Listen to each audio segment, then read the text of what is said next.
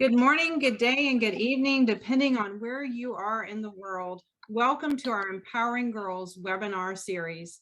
Thank you for joining us, as you can choose to be anywhere in our world, but you're choosing to use your time to learn and to help us in elevating voices of our girls worldwide. My name is Dawn Rochelle, and I am honored to serve as co-chair of this webinar series with Tina Fischlin.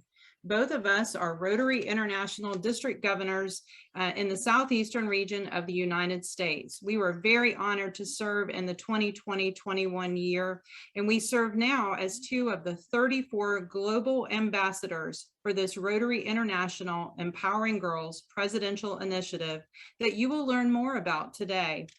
Tina and I, along with our Empowering Girls Task Force members, cannot be more proud to be with all of you as we join voices through the United Nations Commission on the Status of Women. Some housekeeping items to make today enjoyable and efficient in our 90 minutes together. Please note that this session is being streamed live on our Rotary Zone 3334 Facebook page and is being recorded to be made available to all participants once the recording is curated. Our extraordinary Rotary Public Image team that supports our group has arranged for our webinar audio to be hosted in English and French. So now you have something to do. Please select on the Interpretation tab, English or French, to ensure that we stream in your preferred language. So we want you to look for that interpretation button, and please do that now.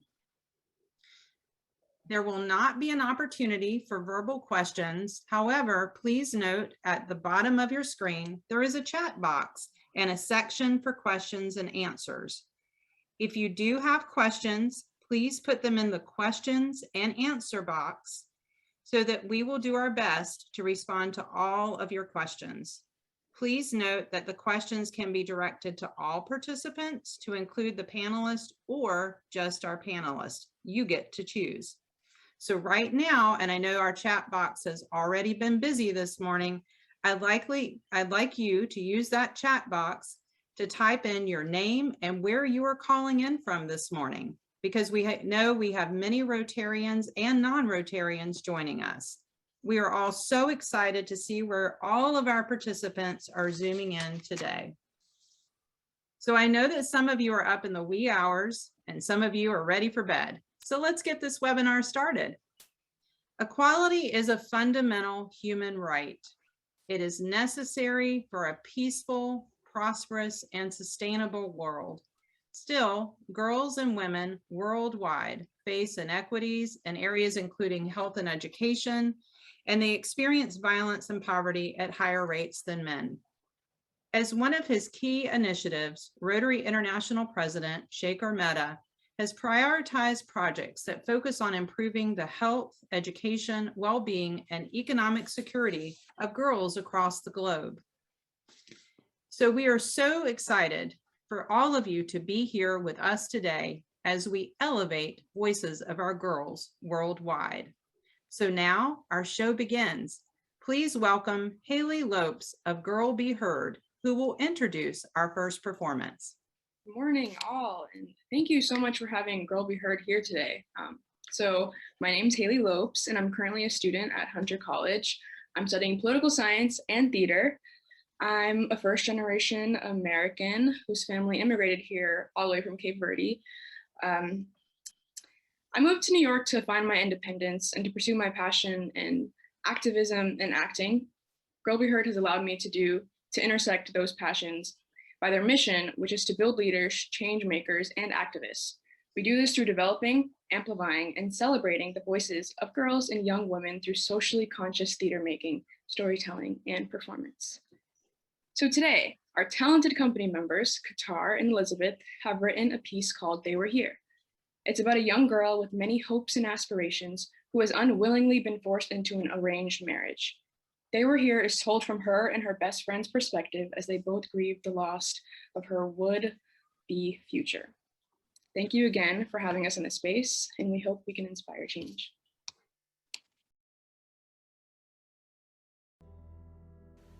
It's the same story Different tugs on my heartstrings, same broken laws.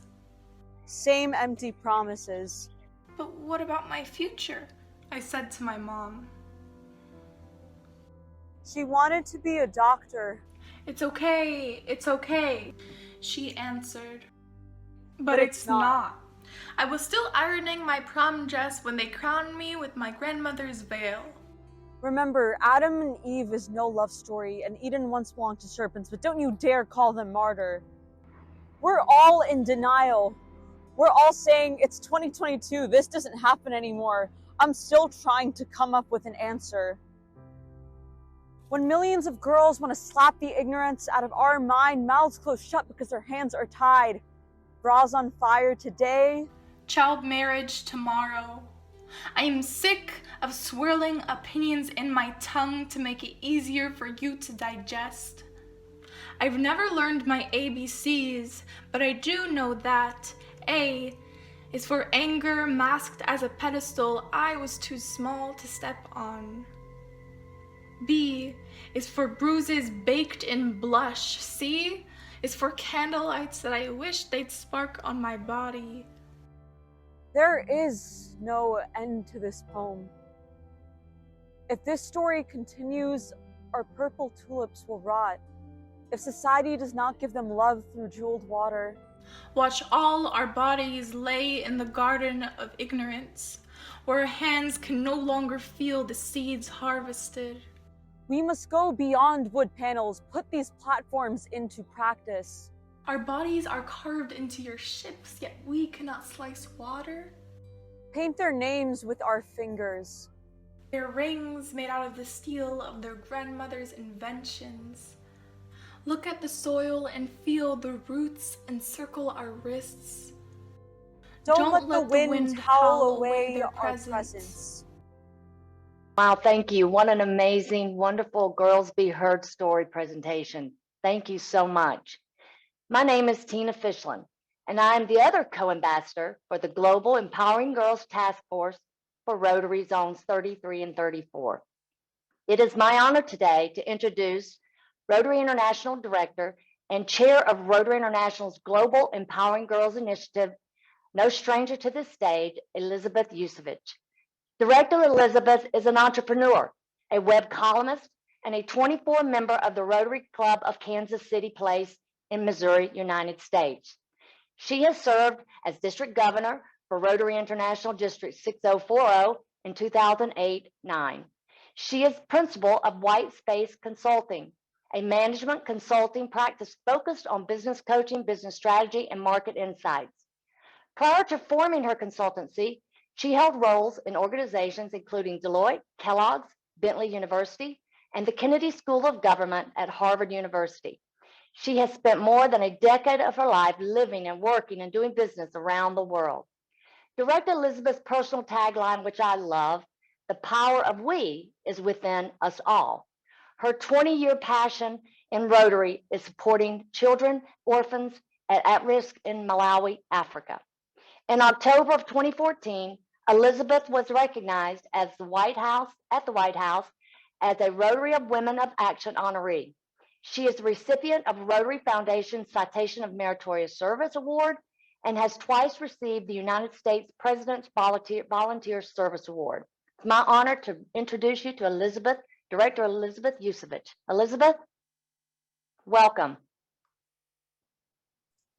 Thank you so much, Tina. And what a powerful beginning we've had to this program with Girls Be Heard. It's a pleasure to be here. It's an honor to be here for this important event, and also to frame up today's conversation on empowering the girls of our world, the next generation of women. I'm going to share my screen, so please bear with me for a moment as I pull that up. And as Tina said, I'm a 24-year member of the Kansas City Plaza Rotary Club, and it was in 2002 when I became involved in the labor of love that is my work in Rotary, working with vulnerable and at-risk children in Rotary. And that focus in Malawi, Africa, has been really the love of my life. One of the many projects that I have been engaged in is an after-school program in very rural village schools to encourage students and especially girls to stay in school. And during that program, I met hundreds of girls, 8 of these here included. One of these girls is an AIDS orphan, and she asked me what my profession was. And to simplify, I told her I was a businesswoman. And she smiled this beautiful smile that demonstrated why Malawi is known as the warm heart of Africa. And she said to me, that's what I want to be, a businesswoman. You know, together we transform, together we are transformed. And that was a very transformative moment for this girl. She lives in this village, a mud brick, one-room house with a thatched roof. And by saying, I want to be a businesswoman, she was claiming her voice and claiming her self-determination. And there are girls all over the world, like the girls of Malawi, aspiring to empower themselves, their families, and their communities. And they are the reason for Rotary's Global Empowering Girls Initiative.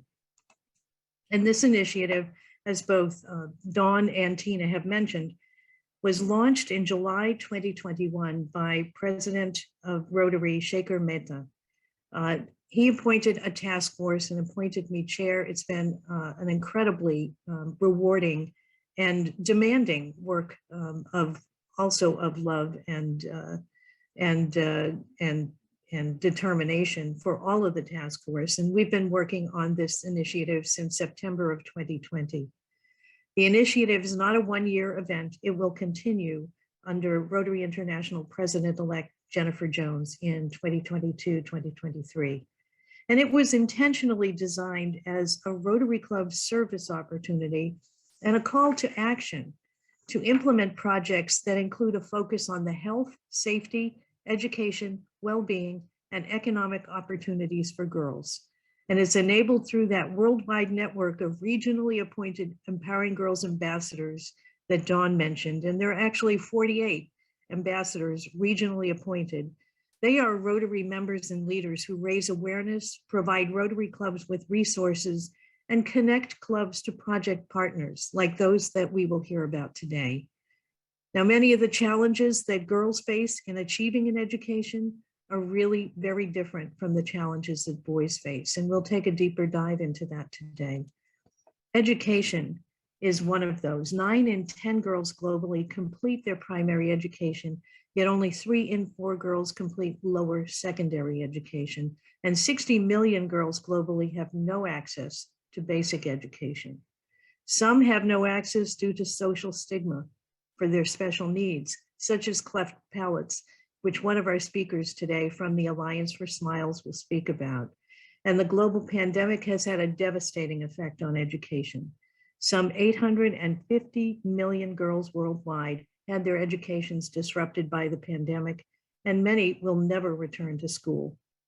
The reasons for that are lack of internet, lack of devices to access the internet, working to support their families, having to do housework and childcare while other family members work, and especially in these times of economic upheaval, girls are vulnerable to other challenges, such as this one, child marriage, which one of our speakers today will also address.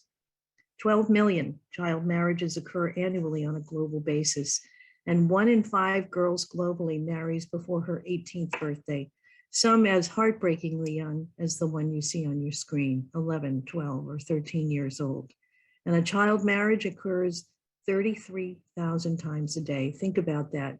By the time we get to this time tomorrow, 33,000 girls will have been married who are under the age of 18. Often girls are forced into an early marriage for the dowry that can help keep their families alive during an economic hardship. Gender violence and human trafficking are very significant global issues for girls. We'll hear more about this today as well from our speaker with the Rotary Action Group Against Slavery. Some 60 million girls can't even walk or ride a bicycle to school without experiencing gender violence or experiencing that violence while they are in school.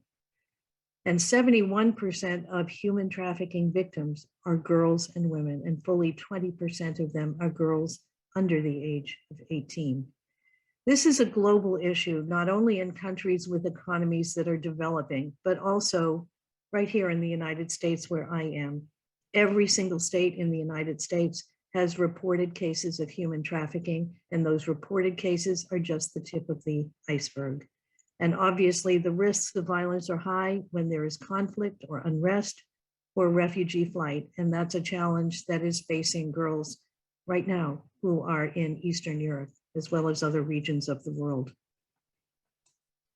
There is a very close link between access to water, menstrual hygiene management, and access to education.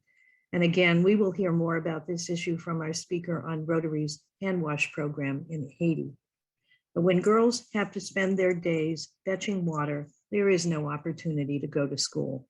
And when there is no segregated toilet block at school and girls can't manage their menstrual hygiene, they don't go to school, they don't get an education, and they can't achieve economic advancement. And globally, 500 million women and girls lack adequate facilities for menstrual hygiene management. These are just a few of the initiatives, or a few of the challenges that our initiatives are facing and that girls are facing. And it's why Rotary's Empowering Girls initiative is so important. Rotary clubs are currently implementing thousands of projects, like this one in Nigeria, which provides girls who are displaced or refugees with sewing skills as well as washable menstrual pads. Another example of this kind of a project is the Crown Her initiative in Trinidad and Tobago, which one of our speakers today will address. The most valuable gifts that we can offer to girls through projects like these is their own voice in their own futures, so that they can make good choices for themselves and become agents for positive change in their families and their communities. And when enough girls are empowered, they become empowered women who can change the economies of entire countries. I appreciate the opportunity to be here today, and our speakers today and the programs that they represent are also agents of powerful and positive change. I hope that you enjoy their thoughtful presentations, and I look forward to the dialogue with you during the Q&A that follows their presentations. I appreciate your being here today. I appreciate being here today. Thank you very much. Thank you so much, Director Elizabeth. Every time I hear you speak, I learn something else. I very much appreciate it.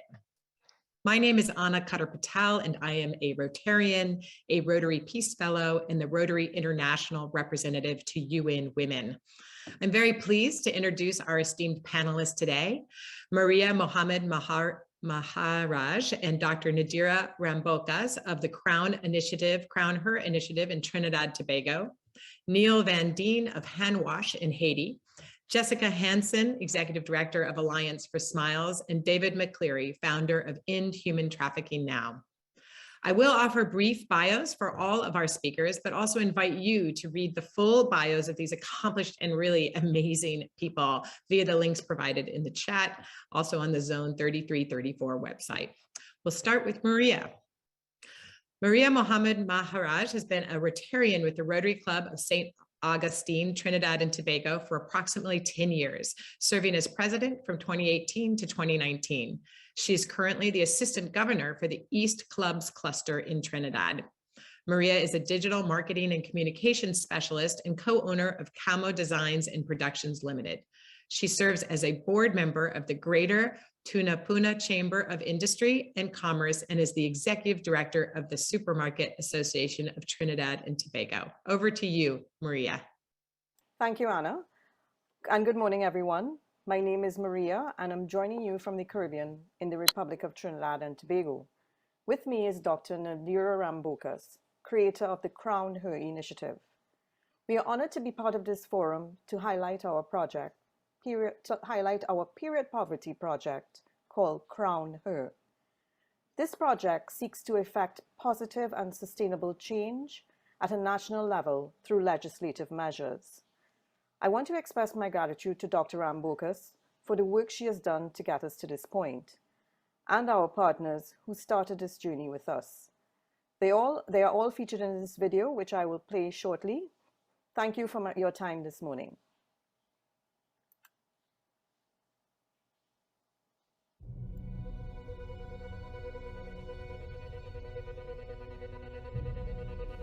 On a worldwide basis, 1 in every 2 women lack the essential sanitary products due to their high costs. This inequitable situation, coupled with inaccessibility, has been made more apparent during this current COVID-19 pandemic. Many women are forced to search for alternative means, including clothes and blankets or unsanitary items, in order to manage their inevitable menstrual cycles. Today, unfortunately, these women are forced to view these menstrual products as more of a luxury when it should be considered a necessary commodity. One possible solution in alleviating period poverty and thereby contributing to positive female health is by reducing or eliminating costs associated with these feminine products. This, however, requires government collaboration in eliminating taxes or ensuring at least one sanitary product be made free for all menstruating women. Crown Her is a non-governmental organization initiative spearheaded by the Supermarket Association Initiative member, Dr. Nadira Rambocas, partnering with the Trinidad and Tobago Medical Association, Rotary clubs of Piarco, Sangre Grande, St. Augustine, and St. Augustine West, as well as the Greater Tunapuna Chamber of Industry and Commerce. Women between the reproductive ages of 12 to 52 often face challenges related to inappropriate, inadequate, and unsafe menstrual hygiene and sanitation. The problem is exacerbated every month, on average, for 3 to 7 days. Discomfort is unfortunately not available to 1 in 2 women of the world's female population. Lack of adequate access to feminine hygiene products due to their high cost has forced girls to skip school and women to miss work as they resort to managing their menstrual cycles. Subsequently, this has led to an array of negative physical and social impact on women, girls, and families alike. It is absolutely vital that every female in Trinidad and Tobago be provided with adequate feminine menstrual products. This is also an aspect of our sexual and reproductive health rights. So who will benefit from this wonderful initiative? The entire female population, especially the underserved, the government, as well as the overall economy.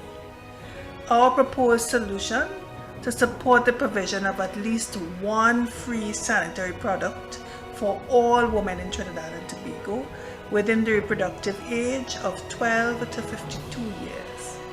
Let's do this. We are, after all, your mothers, sisters, and daughters. The Supermarket Association of Trinidad and Tobago represents the largest cross-section of retailers nationwide, including supermarket chains, grocery stores, independent supermarkets, corner shops, and so much more. SAT's mission is to empower stakeholders through genuine support and added value. In 2021, SAT executed the first private-public partnership for a mass COVID-19 vaccination site and was responsible for vaccinating over 70,000 persons. That included employees from supermarkets, retailers, suppliers, distributors, corporate, and the general population. We are continuing our support of stakeholders with the Period Poverty Project, which is an initiative to empower girls by giving them access to free menstrual care, as period poverty impacts education, health, and emotional well-being. The Trinidad and Tobago Medical Association represents physicians within this country across all specialties and locations. Our vision is to champion healthcare excellence in Trinidad and Tobago, and we seek to achieve through our motto, teach, treat, mentor, and advocate. So in our role as advocates for healthcare excellence, the Trinidad and Tobago Medical Association fully supports the Period Poverty Project as an initiative which helps our nation's young girls and women take a step closer to closing the gender inequality gap and improving health. Our corporate social responsibility initiatives range from youth in business, charitable programs including disaster relief, environmental initiatives, and the Period Poverty Project in order to improve access for young girls and women. After all, menstrual hygiene is a human right, period. Far too often, we see situations in countries where stakeholders and citizens come together and effect change, whether it be a focus on community development, the environment, disease prevention, literacy, or other areas of concern. Rotary allows us as members to come together either internationally, regionally, or locally to create lasting and meaningful change. With Crown Her TT, we will be working together with NGOs and organizations to tackle the issue of period poverty. This initiative focuses on the empowerment of girls under Rotary's specific area of focus for water, sanitation, and hygiene, where Rotary clubs execute projects that improve water, sanitation, and hygiene services, so that girls can safely manage their menstrual hygiene without sacrificing their education, and this would include, among other things, access to sanitary napkins. Hashtag Crown Her. Hashtag Crown Her. Hashtag Crown Her. Hashtag Crown Her. Hashtag Crown Her. Hashtag Crown Her. Hashtag Crown Her. Hashtag Crown Her. Hashtag Crown Her. Hashtag Crown Her. Hashtag Crown Her. Hashtag Crown Her.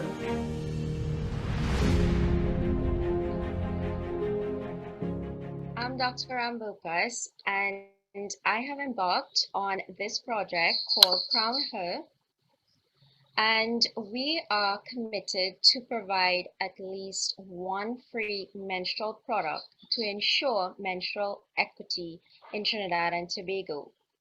Obviously, the divide in inaccessibility of menstrual products was made greater during this COVID-19 pandemic. We are committed to ensure that the following steps involved are completed. Firstly, we want to determine the need for sanitary products and ensure menstrual equity by conducting a prospective survey in Trinidad and Tobago over a 3-month period. We want to include 1,000 women between the age group of 18 to 48 years throughout various districts of Trinidad and Tobago. After which, we want to analyze this data and submit these results to the relevant authorities and stakeholders involved. The subsequent formation of a parliamentary subcommittee to assimilate the relevant information, determine the feasibility, as well as include budgetary allocation and drafting of the necessary legislation. This is necessary to highlight and emphasize the need, as well as to ensure viability and feasibility of this particular study. After which, we want to debate these results as well as this legislation in Parliament and subsequently enact the relevant legislation into the laws of Trinidad and Tobago. Incidentally, we met at the Attorney General's office in about 2 weeks ago, and they are very much committed to ensuring that this is completed as well. After which, we want to proclaim of the established law and make sure that all feminine products, or at least one appropriate menstrual product, is disseminated to all females, especially those of the lower economic strata. This is why we have embarked on this project called Crown Her. We want to ensure that at least all women of the lower socioeconomic group can participate with dignity without a worry. Thank you so much, Dr. Rambocas and Maria. Hashtag Crown Her. I love that. We'll all start looking for that and amplifying that message. We have your bio as well in the link and a link to the organization. Thank you so much.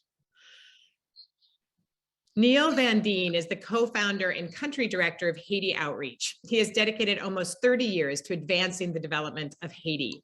He first visited Haiti as an undergraduate. Later, and following the US-led intervention in Haiti in 1994, he worked at the International Organization for Migration in Haiti and Turks and Caicos. In 1997, Neil co-founded Haiti Outreach, where he has served for the last 25 years as the country director. Neil is also currently serving as president of the Rotary E-Club of Water, Sanitation, and Hygiene, or WASH, as well as the international board member of the WASH Rotary Action Group, WASH-RAG, and board member of HANWASH. Please tell us more about Haiti and HANWASH, Neil. Thank you, Anna, and welcome everybody. It's really wonderful and it's an honor to be here today and hear more about this. It was really interesting to hear Director Elizabeth speak about this, and it was really interesting to be asked to speak here, because although we often talk about the impact of water, sanitation, and hygiene on women, we don't often go back and look and measure that, and this effort forced me to do that. So the first story I want to share today is about a woman named Lorez, the second child of a Haitian peasant family with 9 kids in the Central Plateau region of Haiti. Her parents made every effort to put all their kids in school, and when Lorez had to start first grade, they scraped together the money and she went through primary school. But on top of having to go to school, it was also her job as the eldest daughter to carry the water for the family, and she had to go walking hours in each direction to a filthy spring shared by cattle and scooping tiny cups of water into a bucket to carry home. But she managed to get up early every day and go get the water, and then spent the weekends washing clothes for the entire family at the river, which was more than an hour's walk away. And when she turned 13, she began having her period. And since the school she was attending didn't have any water or sanitation facilities, she would simply stop going to school when she had her period. But missing 4 or 5 days out of every 22 school days in a month made it a lot harder to keep up with the boys.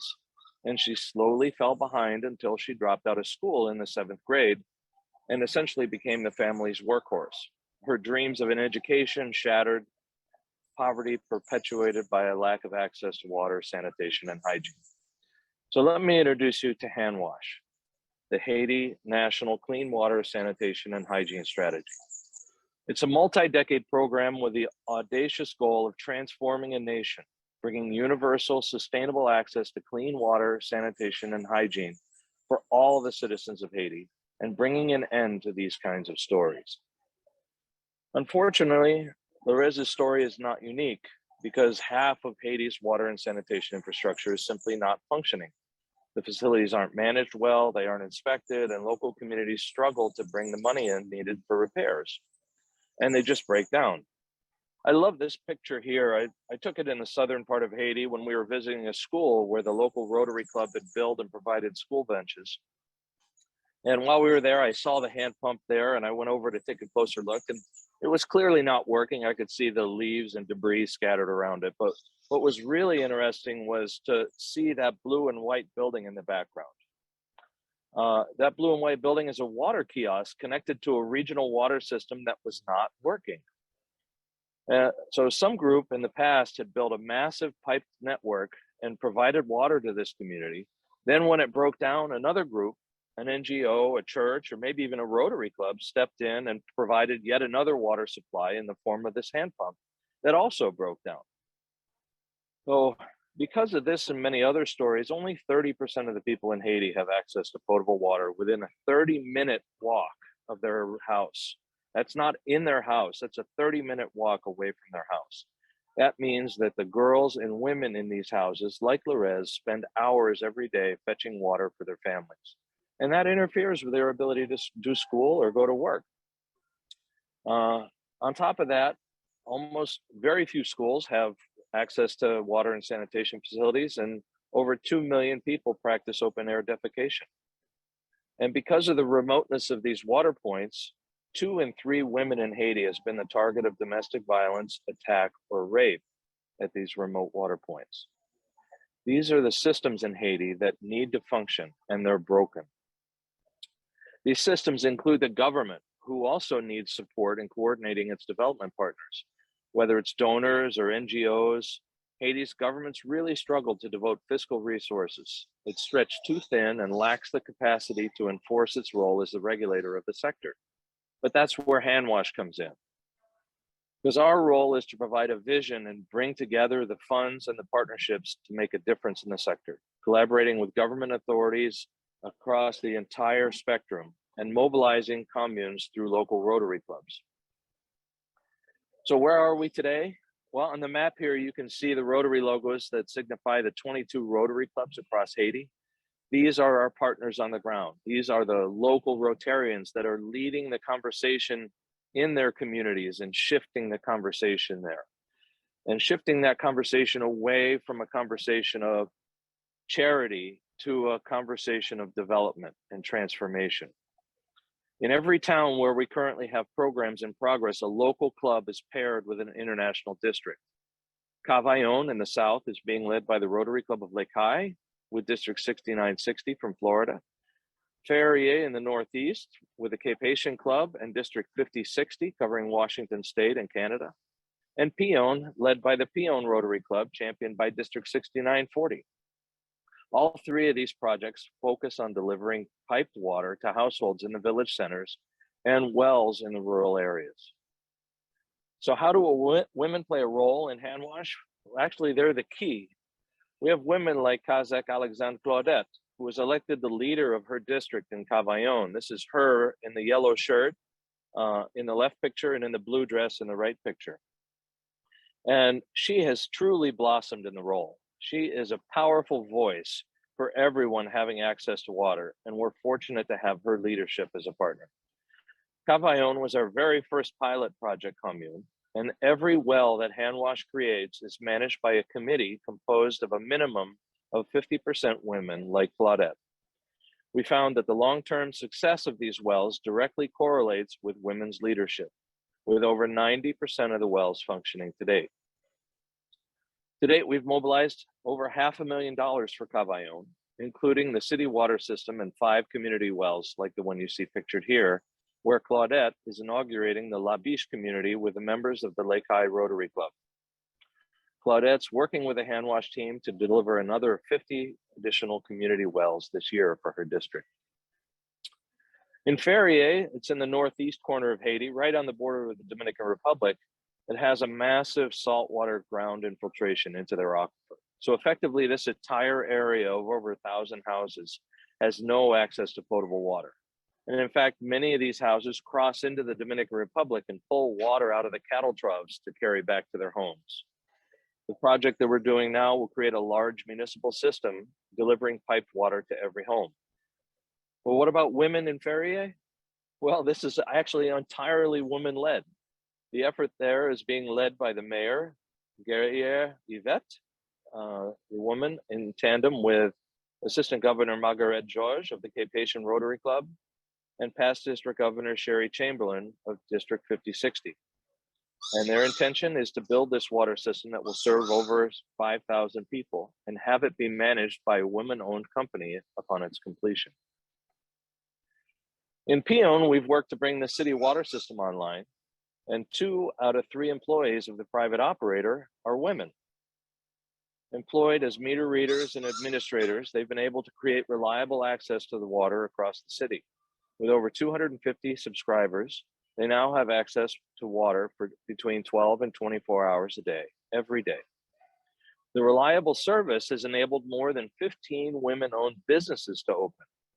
Women-run health clinics, water vendors, restaurants, and even beauty salons. The beauty salon pictured here is woman-owned, who in turn hired 2 women, including our own Lorez. Lorez now has regular income from her job, dignity in her community, and is paying her own way in school with the money she makes from her job. And Lorez is in the middle picture there with her hand on her chin. The health clinic on the right you see is also run by women, with the nighttime guard being the only male on staff.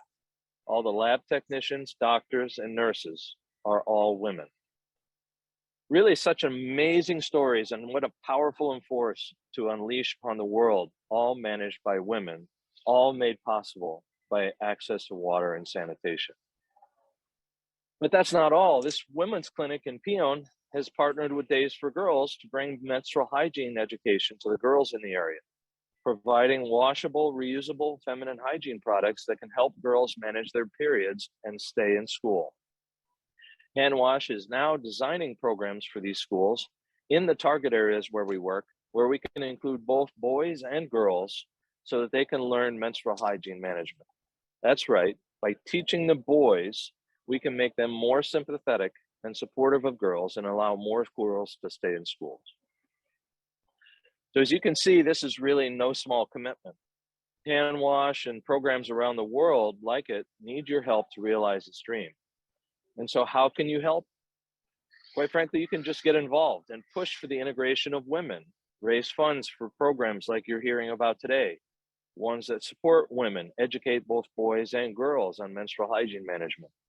These are the kind of efforts that Rotarians excel at, and I know this is only the beginning. Thank you for your interest in HANWASH and exploring our impact on women. Thank you, Neil. What an incredible series of stories, really, to illustrate the issues you work on and that HANWASH addresses in Haiti. I really think these are models that we can take in around the world and globally with the power of Rotary being both local, regional, and global. Thanks again. Jessica Hansen is Executive Director of Alliance for Smiles. In prior positions, she served as Social Impact Manager at Lyft and Twilo, as well as the Global Engagement Manager at, Global Engagement and Education Manager at the microfinance organization Kiva. Jessica moved to San Francisco from rural Kenya, where she worked with local teams through Neuro International to raise literacy levels in rural primary schools. She got her start working with refugees at organizations including the UNHCR, the International Rescue Committee, Mercy Corps, and Doctors Without Borders, among others. Let's all have a listen to Jessica and her amazing organization. Thank you so much. And I have to say, I feel like everyone who is joining this session this morning has to feel as inspired and humbled as I do to hear about all the amazing projects that are happening around the world.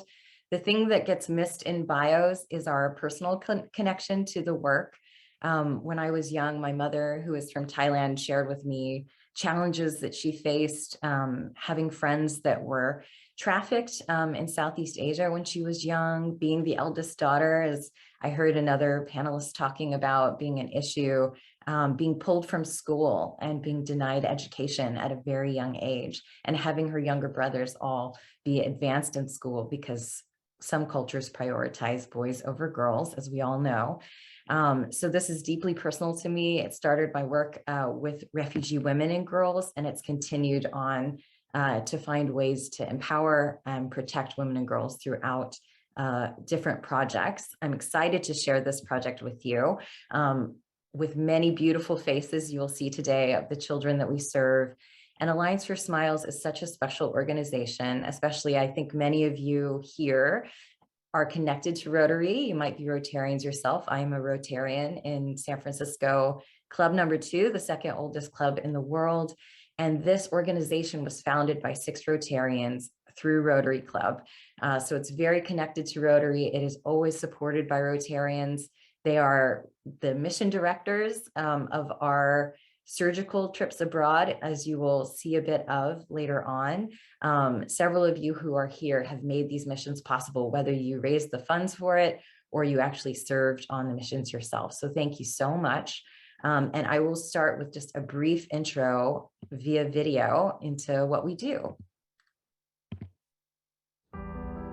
All over the world, children born with cleft lip and palate suffer more than physical challenges. In addition, these children face a number of tremendous obstacles to their mental and emotional well-being throughout their lives. While cleft is a highly treatable condition, surgery is often unavailable or unaffordable for many families. Our dedicated and incredibly compassionate volunteer doctors, nurses, and dentists have completely transformed the lives of over 7,000 children and their families by providing free, comprehensive surgeries in underserved areas around the world. They also work to empower local communities to sustainably address these needs by building local treatment centers and providing advanced education and training for local healthcare workers. So just in the interest of time, I'm cutting that off about halfway through, but if you want to see the full version, you can go to our YouTube channel for Alliance for Smiles or our website. But just to give you a little bit more of a window into this issue, some of us who are in countries that have access to advanced medical care don't see many cleft cases in our lives, even though there are nearly 500 babies born each day with cleft lip and palate issues. And the reason for that is that there are not trained surgeons available in all countries around the world. And even if there are trained surgeons, surgery itself can be highly unaffordable to families that are living in poverty in certain areas. Children with cleft face so many challenges. In getting to know the people who make the work possible at this organization, it shocked me to learn that 1 in 10 of these children is killed by their own family or community in their very early stages, because this might be seen as a curse. This might be seen as an issue that is not solvable. Surgery, as we said, might seem completely inaccessible to these families. But even if the children survive, they face tantamount issues. I had not even considered that a child with a cleft lip can't form suction to actually breastfeed. So of course that would lead to malnourishment issues for these children. And then there are all of the compounding health issues, respiratory issues, dental issues, and then there's social issues. There's the bullying that they might experience at school. There's abuse and abandonment. And many of these children, as we see in almost everywhere that we visit, are kept away from school or hidden away from communities because of this condition.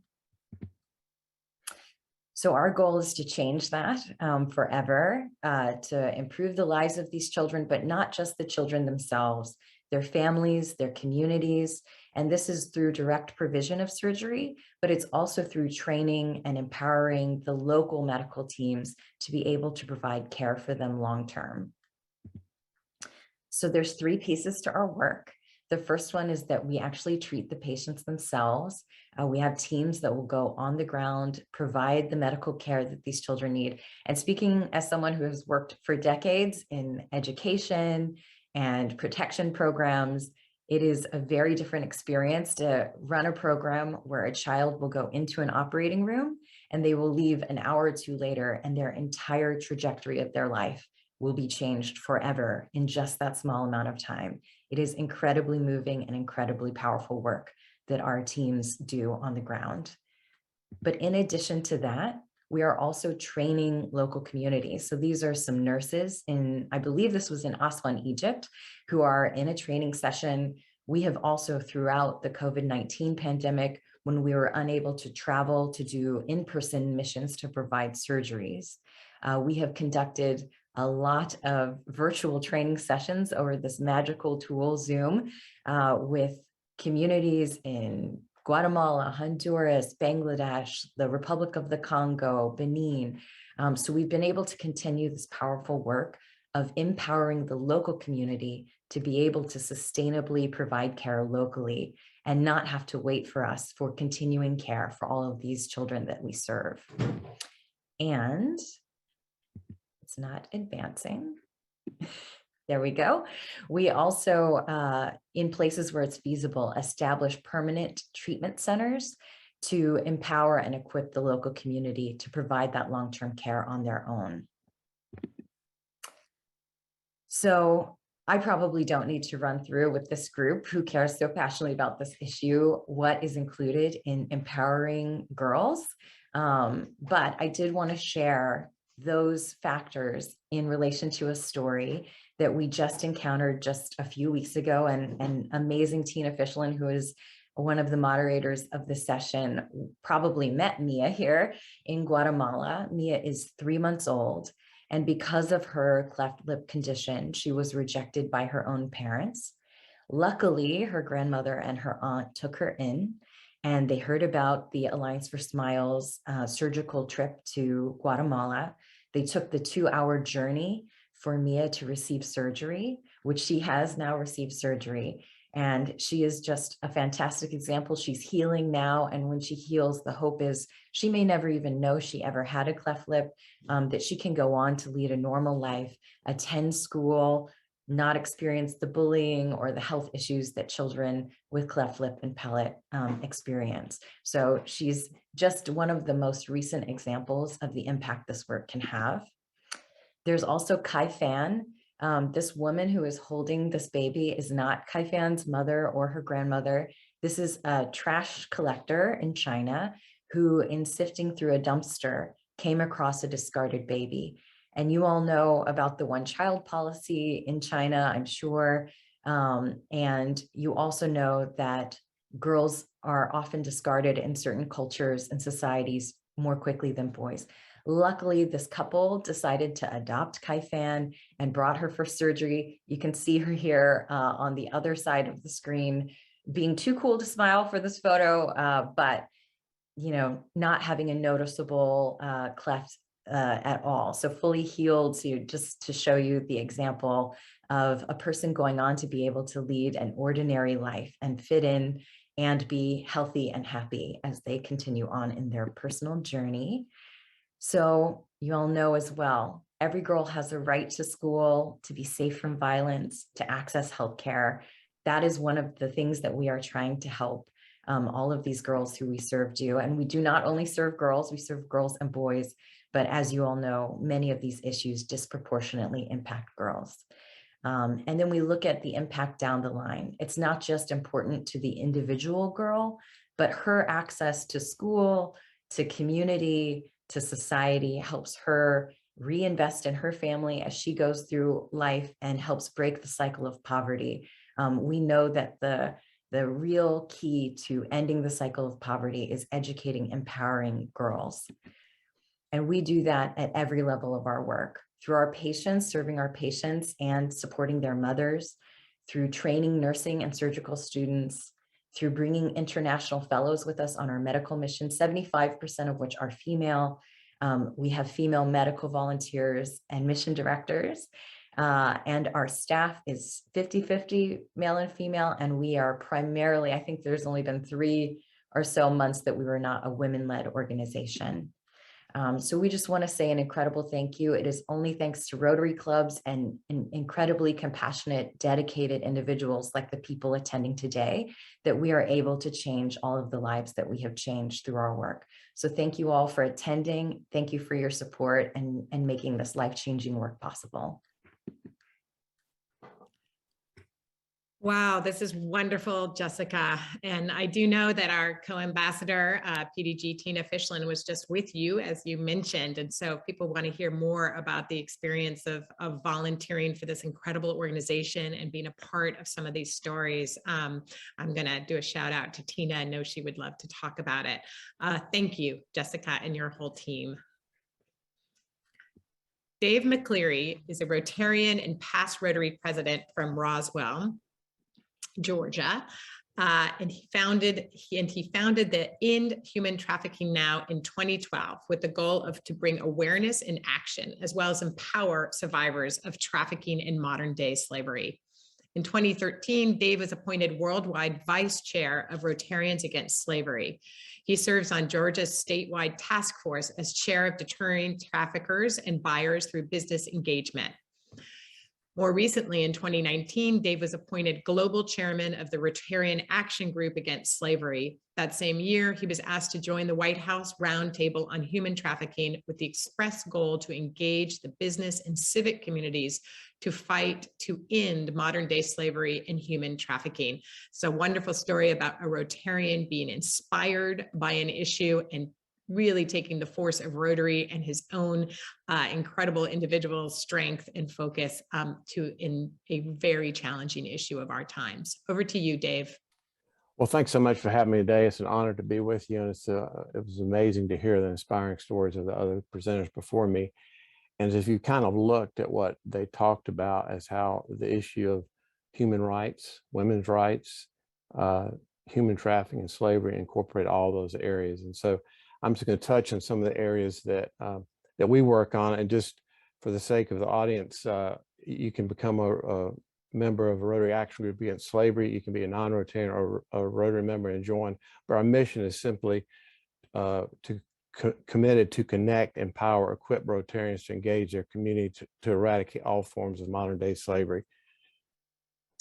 You look at the slide here of the modern day slavery in the world, and you think about that number, 45 million, and how many victims of these are children. It's second, this issue is second only to the gun trade in the world. And it's a $150 billion business. And so honestly, for me, when I first heard these numbers, I was at a conference in 2012, and I heard the numbers 45 million. How do you get your head around that? But through that conference in Atlanta, Georgia, the entire conference was focused on the issue of human trafficking. I met a girl named Melissa who was being trafficked in downtown Atlanta. She told her story about being trafficked, and I invited her to come speak to my Rotary Club the year I was president. And she told a story about being trafficking in downtown Atlanta year after year. And she was finally rescued. And what was amazing is after the meeting, one of our members gave Melissa a big hug. I said, "How'd you know Melissa?" He said, "She used to babysit my kids when she was 12. And so then it became not somebody else's problem. And so I just imagine the issue with Rotary, because we've on the verge of eradicating polio, and realize that human trafficking, modern slavery is in every community in the world. And when you look at our 7 areas of focus, now we have an environment, 7 areas of focus. We, as an action group, actually falls under peace building and conflict resolution.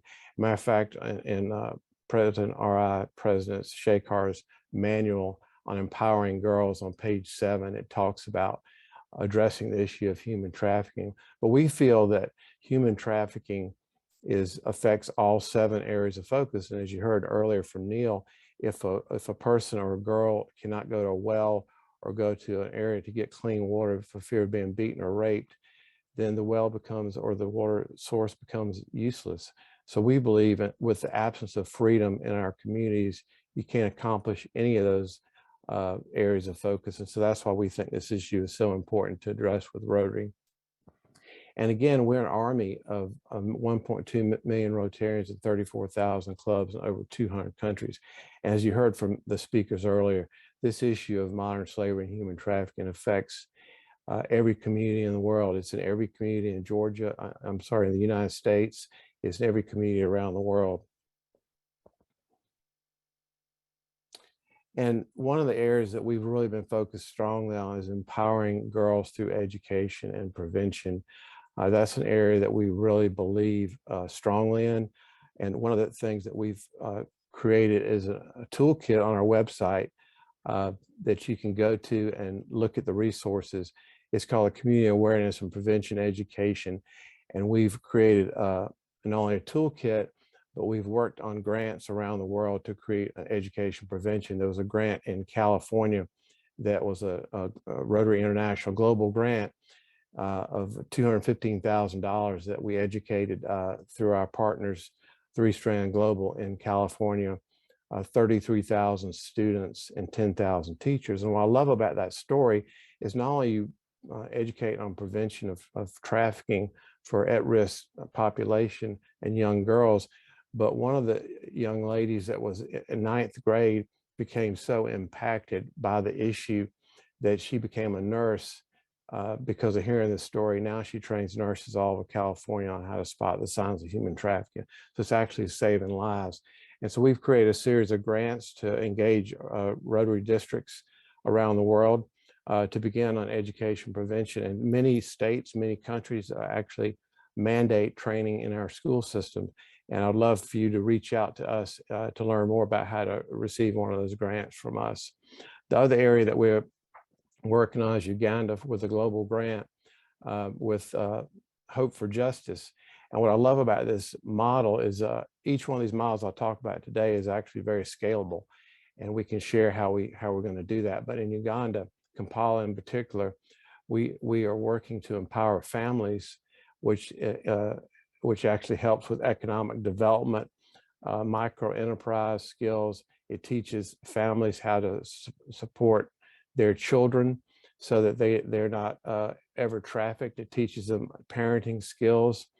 And we believe this model is something that we can scale eventually to get a grand scales around the world to do this. But we've seen so much success from this, because when you empower families, you empower communities. And we also see that during COVID, the issue of human trafficking, modern slavery has increased dramatically. So a lot of times these kids are at home. So by empowering these families, teaching them skills, parenting skills, teaching them ways to create an economy for their kids, it's amazing to see the success. And Hope for Justice has been doing this again in Uganda for several years, and so we're working on a global grant there to increase that model. And we believe this can go not only there, but it can go to other areas of that region as well. One other program that we work closely on, as you know, if a trafficking victim has been through therapy and gets out of trafficking, then what? We're working with, it's called the Women's Academy through an organization called Wellspring Living that we support. It's a 10-week career readiness program. It gives paid internships. And what's amazing to that is some of the partners that we work with, businesses are Delta, UPS, International Hotel Group. And a great story is the CEO of Delta Airlines wanted to learn more about the program, so he took 2 of the survivors out to lunch to learn more about from them their success and their program. And he was so impacted by it, they began hiring survivors. And these survivors, through that 10-week readiness course, get the GED training and get all the skills they need for job. But UPS, like I said, we've got several cities that are employing survivors as well. So it's amazing program that kind of gives us a holistic approach to helping survivors and young girls and women as well. And just a story about the power of Rotary. Several months ago, one of our coordinators in Quito, Ecuador, WhatsApped me late one night and said that she'd gotten a message from somebody she knew in Argentina that received a message from a mom in Mexico that their daughter had been trafficked for 2 months, and she didn't know what to do. The daughter was 17, she'd been trafficked for 2 months. So we reached out to our partners in Mexico, and within 24 hours, that girl was rescued. And you see the picture on the right is a mom hugging the girl for the first time. Obviously, she's 17, so her face is blurred out. So, but that's the kind of the power that Rotary has when it comes to this issue. And we see this story is not unique to what we're doing. We see it all over the world. We hear stories about this every day. And like I said earlier, it affects all areas of our focus, and it's so important. And I'm so thankful that Rotary International has been so supportive of our action group. Presidents all the way back from Ravi Ravinu, when we hosted a World Summit with President Carter, flew in from Sri Lanka just to be with us for that. And so I'm just really thankful for Rotary, and I'm thankful as a proud Rotarian that I have an organization that can actually do something about an issue that is this difficult to deal with. But we have the example with the way we eradicate on the verge of eradicating polio.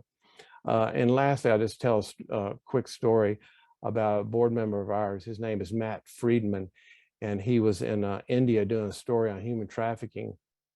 And he tried to interview this girl named Geeta, and she didn't want to be interviewed for the longest time. And finally she said, okay, I'll be interviewed. So sat down at a table with all the people around the table, and she was interviewing. And the last question Matt asked Geeta was, are you mad at the traffickers? And she goes, no, I'm mad at you. Where were you? Where were you to help when I needed your help? And that's where Rotary is. Rotary fills those gaps. Rotary is there to help people, help children, help girls to get out of the vulnerable situations. So I'm just honored and thankful to be part of this. And if you want to learn more about what we do and join the movement at www.ragas.online, and it'll be in the chat as well. We'd love to hear from you and see how we can work together. But thanks so much for having me. I'm honored to be part of this amazing group of people. Wow, Dave, I think we all need to take a deep breath after that story. But it is incredible to think about how this global network of Rotary that reaches down into local communities can provide a sort of emergency system and get an alert out like that about a specific case of trafficking. So wonderful work. Please take a look at the chat and the information we have about all the organizations and initiatives and learn more. Bring your Rotary clubs or your organizations or your individual self to some of this work that I'm sure moves you as much as it moves me. Huge appreciation to the presenters for sharing this incredible work they do to empower girls. We have about 15 minutes for a Q&A now. I know the team has been collecting questions in the chat. Please put any other additional questions you have in the Q&A function. That helps us weed out and see those questions. And please note that Elizabeth Usovicz is still here and also available for questions. And I'm actually going to lob the first one to Elizabeth. There was a question about what is Rotary able to do or doing about women and girls in Ukraine. Of course, an issue that is filling the newspapers and sound waves right now and on all of our minds among the many refugee crises and situations of violence in the world. But Elizabeth, Ukraine. Yes, and I'm glad you asked about that. There are clearly girls and women at risk since they are forming the majority. I believe the statistics are still at about 2/3 of the refugees are women and children. They are actually, some of them prefer to be referred to as displaced because it is their intention and hope that they will return to their homeland. Rotary has done an amazing job to mobilize assistance for displaced people from the Ukraine. And that has come together through our global network, but also the districts in countries that border Ukraine, specifically Moldova and Poland have been very active, but other countries in Eastern Europe as well. There is, you may know, also a disaster response and disaster relief fund through the Rotary Foundation. It is possible to make donations to that fund that are specific to Ukraine. And so working with the Rotary Foundation staff, Rotary International staff, and those district leaders in those districts, those funds are being designated for support and for prevention and for rehabilitation of women and girls who need that help, in addition to other refugee services. I personally have been monitoring the activities of those clubs, and in neighboring countries, my heritage is Lithuanian. I've been watching what the Lithuanian district has been doing. The outpouring and the support from those Rotary districts is phenomenal. So there is a great deal of activity that is going on. That will become more and more visible over the next several weeks, but rest assured that those Rotary colleagues in Eastern Europe are doing just an extraordinary job of supporting, as are the people of countries like Poland and Moldova. Can I add one Thank thing you to so that? much. We just to show how Rotary works, John Huco had all the action groups on a call the other day to talk about how we can engage. So even though we work on certain issues, we're all partnering together to help the crisis. So appreciate Rotary and their leadership on that. Right, and of course, the issue of trafficking is also also critical in Ukraine and what's happening on the border as well. So thank you so much, Elizabeth. If you could stay on for just one more sort of question, I'm sure there will be more, but one that I have here. There were a couple questions about the empowering girls projects that Rotary is doing, and how Rotarians and perhaps others can actually see some of the projects that are happening around the world. And I do want to say, just I know in the Q&A there are a number of good projects that people are putting information about. Please put that in the chat. We will not have time today to spotlight any other projects, but Elizabeth will let you know how to really put some of these Empowering Girls projects into the showcase that Rotary has available. So I'll leave that to you. Thank you. And I am so heartened to see the number of projects that have been entered into the chat, and I encourage you to continue entering them. And if you have not entered your project, in Rotary Showcase. Please do. That is the way that we show globally the kind of impact that we can have. You do need to log into My Rotary in order to access Showcase, but you can enter your project there, and you can designate other people from your club as well, who can then go in and update your project.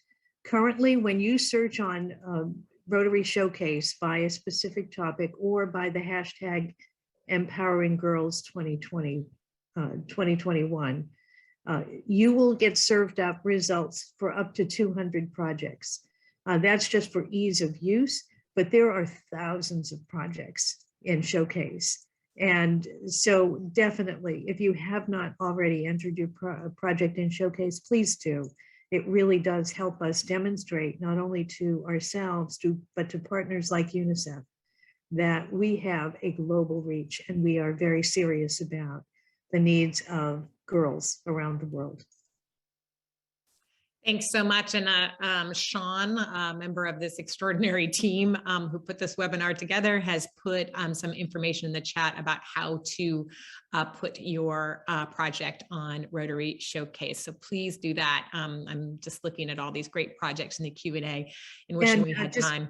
Just quickly, Anna, if anyone is interested and wants more information, if you go to the Presidential Initiatives page, just enter into the search Presidential Initiatives. There are a list of resources, including how to put your project on Showcase on that page that are relevant to empowering girls. Great, thank you. Now, Maria and Dr. Rambocas, there have been a couple questions and comments about taking Crown Her beyond Trinidad and Tobago. I know right now you are still very focused on implementing this legislation in Trinidad and Tobago, but do you see this as a model that other countries and Rotary clubs could perhaps take it elsewhere? I see there's interest in Kenya and in other places. What kind of advice do you have for others who are interested in this? And are you interested in partnering internationally? We are very much interested in partnering internationally. We are trying to mirror our laws because Scotland is the first country in the world that made all menstrual products free for all their women. So we want to be close to what Scotland model is like. So we want all women to be equal, especially when they have to work or go to school. We want them to participate with dignity. We want them to have an economic ease of burden. So it would be very interesting if the entire world could get on board and have menstrual equity. Wonderful, thank you so much. And I do understand, I had a quick look, so someone asked about period poverty in the United States, and in one study in 2021, 14.2% of women in the US experienced period poverty in a year. And period products are expensive. I think that was said also in your presentation. In the US, they are actually taxed and they cannot be purchased with food stamps, Medicaid, or health insurance.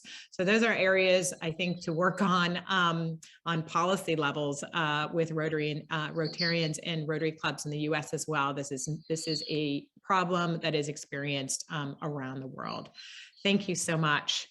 Neil, there are a couple questions here about involving men and boys in some of this work, and you specifically mentioned that in your presentation. Can you tell us a little bit more about how you do that?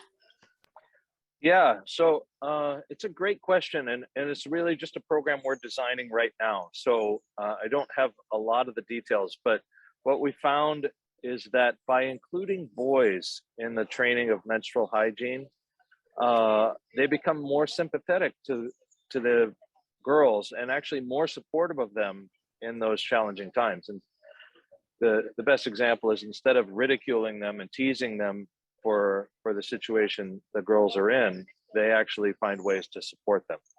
So the intention is, by raising that awareness and among schoolboys, that we can make a difference. Thank you so much. I just want to add something to that, is that tomorrow I'm actually involved in the UN Rotary Day with UNICEF, and I'm doing a panel on preventing child marriage. And on that panel is a gentleman who is head of the He for She campaign of UN Women. And this is an opportunity, website with a lot of resources about how men and boys can become champions to empower girls and women. So perhaps Sean will just put that website, it's heforshe.org, and it's a campaign of the UN with a lot of resources, educational opportunities, campaigns, and demonstrations and case studies around the world about how men and boys can support empowering women. Thank you so much. Neil, there was one more question that I thought maybe you are best positioned to answer about how do you reach the poor in a population? So that is in many ways, those of us who have done development work, we know it's sometimes very hard to reach marginalized or very poor populations who have the need of many of the services that we're talking about today.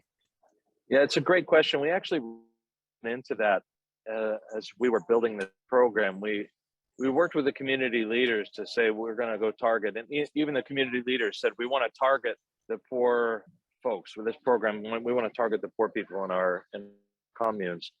And we jumped in the truck with these leaders and started driving around. And within 15 minutes, they all kind of realized that they didn't have any way of knowing. You couldn't just drive around and see. So what we did is went back to a systematic approach and just said, look, we want everyone to have access.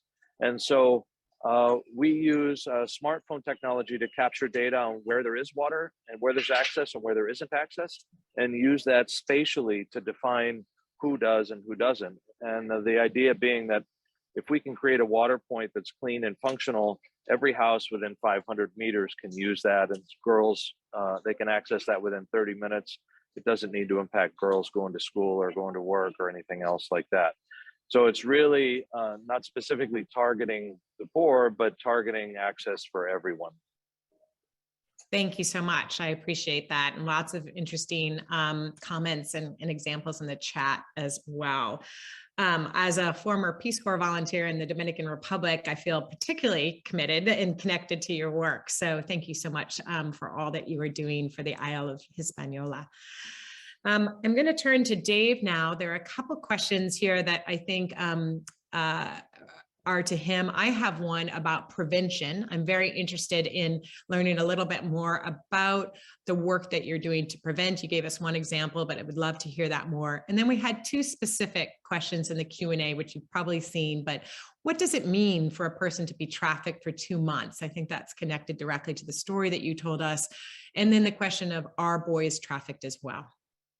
Yeah, so I'll start with the boys. I get that question quite a bit. Obviously, today is about empowering girls, but yes, boys are trafficked as well, particularly on labor.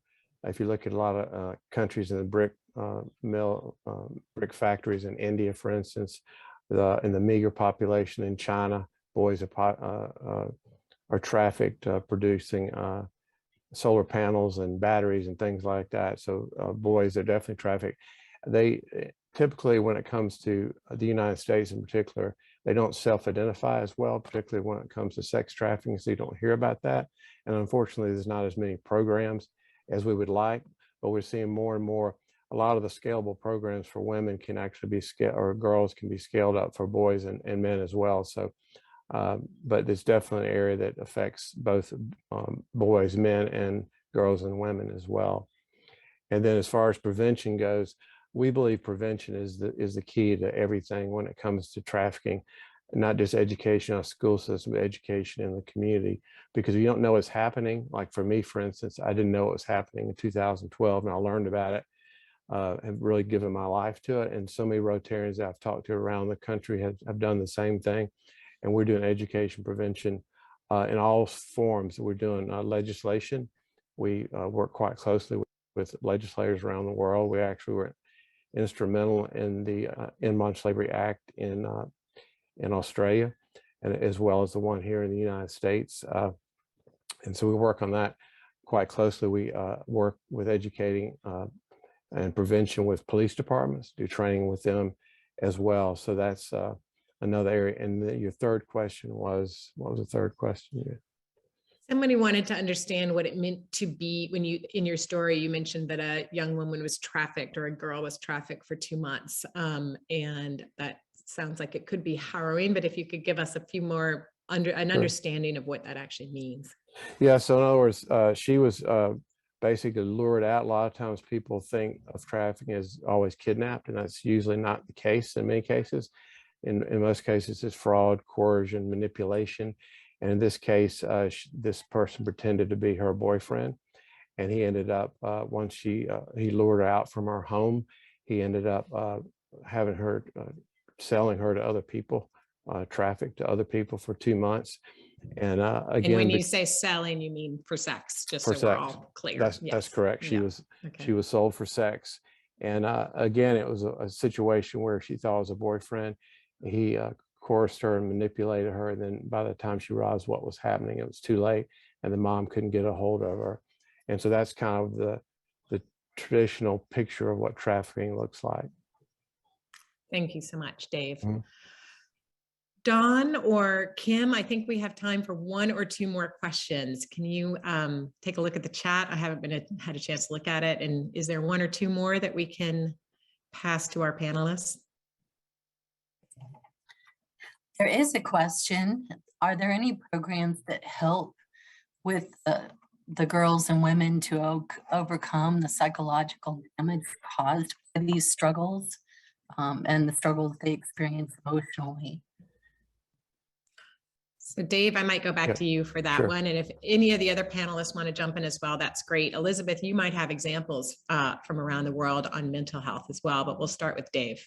Yeah, the one program I'll just mention, there's many programs that are doing great work, but one that we've worked with quite extensively is in Atlanta called Wellspring Living, and they do a holistic approach where the girls that come into a facility and they're treated for, it could be drug addiction, it could be mental health, it could be all sorts of issues dealing with their health, and they work with them, they give them restoration and then eventually jobs. But there are many programs. We work, one of our coordinators actually is in Hawaii, Jessica Muniz, it does amazing work when it relates to help and support survivors. And we actually have a list of a lot of those facilities on our website as well. Thank you so much. Elizabeth, I'm sure there are some other examples from across the world. Well, there are examples from around the world, and they are primarily initiated by partner organizations of Rotary clubs. And, I think that as Dave has pointed out, right now, so much of the focus is on rehabilitation and reorientation of women and girls who have been victims of human trafficking. And we also are starting to see clubs get engaged with organizations that are working on prevention.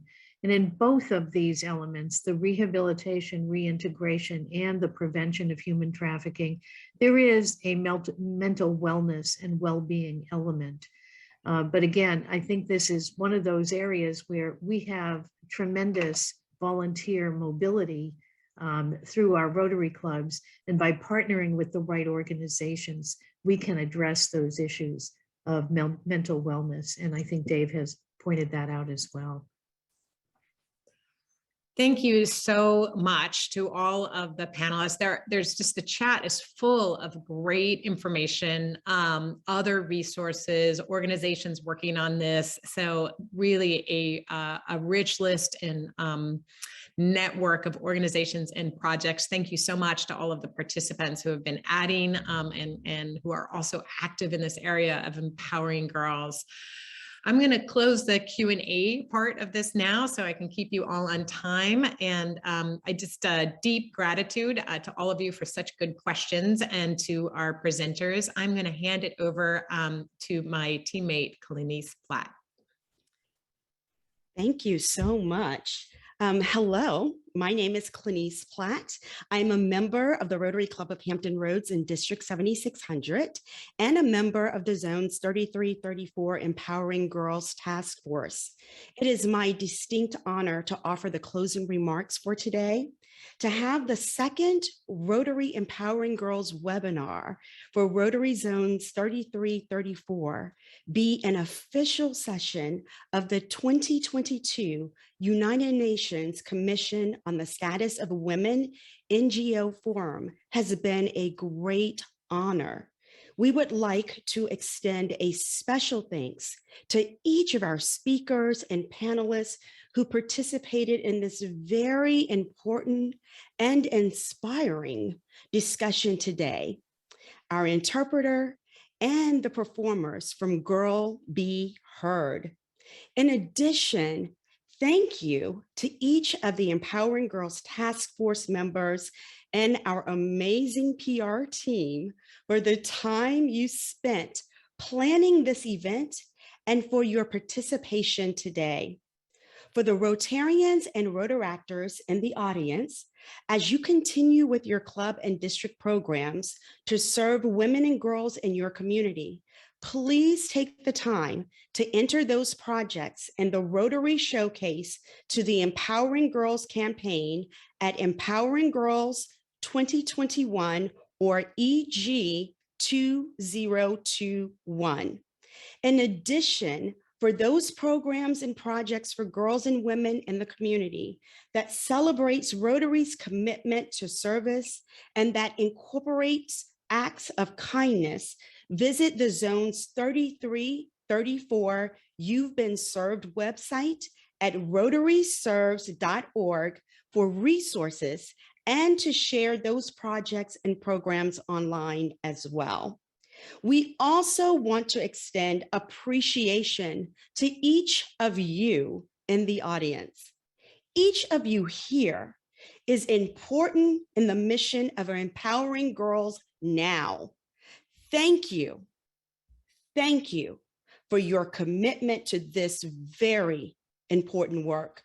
We invite you to mark your calendars to join us at the Empowering Girls webinar series as the Empowering Girls webinar series continues May 5th. Stay tuned for additional details about this event. And now, ladies and gentlemen, please enjoy our final performance of the day by the Girl Be Heard Company, which will be introduced by Caroline Campos. Hello, everybody. It's really an honor to be here today. What an enlightening panel it's been, like truly. So my name is Caroline Campos, and I'm another Girl Be Heard company member. I am so excited to be presenting the next video.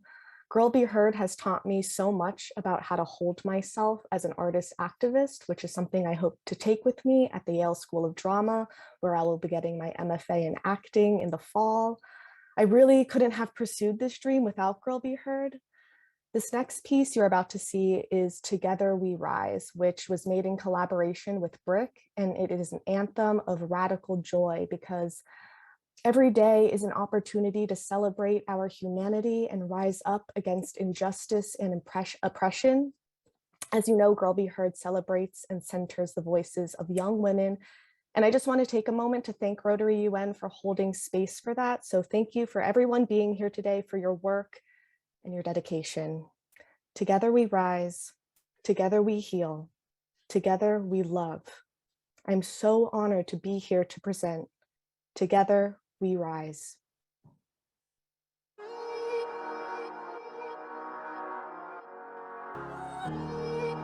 My generation's not scared to be outspoken. Always ready to speak. We don't care what other people think. Constantly educating ourselves. We take matters into our own hands. We have demands and we gon' take a stand.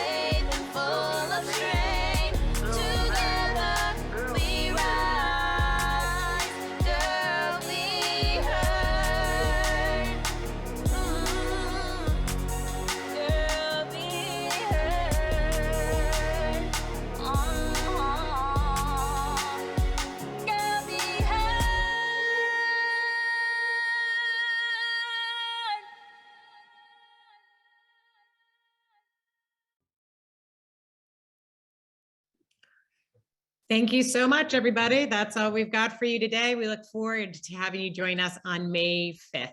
Thank you again. Have a wonderful morning, evening, afternoon. Thanks to Girl Be Heard. I don't know about you all, but I've seen that video now 8 times and it's making me cry again. So take care. Thank you for all your great work in the world. Go forward, serve this world. Thank you, Rotarians and friends. And Girl Be Heard.